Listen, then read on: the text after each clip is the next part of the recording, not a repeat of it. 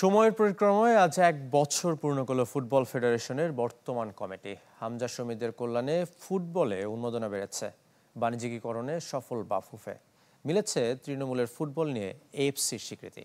নারীদের এশিয়ান কাপের টিকিট অন্যতম বড় অর্জন। তবে প্রথম থেকে তৃতীয় বিভাগ ফুটবল, পায়োনিয়র এবং নারী ফুটবল লীগ মাঠে না গড়ানোর মতো স্থবিরতা আছে ১ বছরের ঝুলিতে।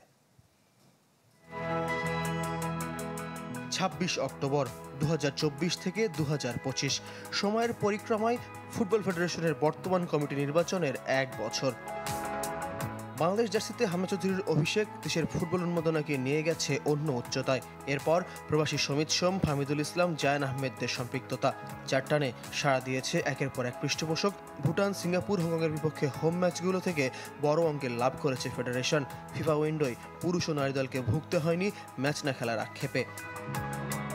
কঠিন পরিস্থিতিতে ঘরোয়া ফুটবল মাঠে থেকেছে, কয়েকটি দল সরে গেলেও premier league, federation cup, championship league হয়েছে। তৃণমূল ফুটবলে প্রাণ ফেরানোর মিশনে জেলাগুলো নিয়ে হোম অ্যান্ড অ্যাওয়ে জাতীয় চ্যাম্পিয়নশিপ চলমান, ফাইনাল রাউন্ড বাকি অনূর্ধ্ব ১৫ লিগের। প্রথম বছরে সাংগঠনিক দক্ষতাও দেখিয়েছে বর্তমান কমিটি। বাফুফের ওপর থেকে উঠে গেছে ফিফার আর্থিক নিষেধাজ্ঞা, সম্প্রতি মিলেছে এএফসির গ্রাসরুট অ্যাওয়ার্ড। নির্বাচনের পরপরই নারীদের দ্বিতীয় সাফ শিরোপা নতুন কমিটিকে এনে দেয় দারুণ অভিষেক। সেই মেয়েদেরই জাতীয় ও বয়সভিত্তিক দল এশিয়ান কাপে নাম লিখিয়ে নারী ফুটবলকে নিয়ে গেছে নতুন উচ্চতায়।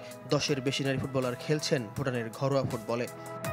সরকারও ফুটবলের পাশে থেকেছে, একাধিক স্টেডিয়াম বরাদ্দ দিয়েছে ফুটবলকে, যেগুলো ফিফার অর্থায়নে সংস্কারের পরিকল্পনা। জাতীয় চ্যাম্পিয়নশিপের জন্য দিয়েছে ১০ কোটি টাকা। রেইনবো অ্যাক্রোপ্লাস্টে অ্যাক্রিলিক এমালশন থাকায় মুছে ফেলা যায় যে কোনো দাগ সহজেই। Rainbow paints, colour of joy. অগ্রগতির বিপরীতে আছে স্থবিরতাও। উন্মাদনার মাঝেও এশিয়ান কাপ বাছাইয়ের ৪ ম্যাচের কোনোটিতে জয় পায়নি জাতীয় দল। মূল পর্বের সম্ভাবনা শেষ। দর্শক সমালোচনা, এমনকি নির্বাহী কমিটির এক সদস্যের অনাস্থার পরও জাতীয় দলের দায়িত্বে বহাল হেড কোচ হাভিয়ের কাবরেরা। শীর্ষ লিগের নাম পরিবর্তন হয়েছে, কিন্তু ২ রাউন্ড পরও নতুন লোগো প্রকাশ হয়নি বাংলাদেশ ফুটবল লিগের।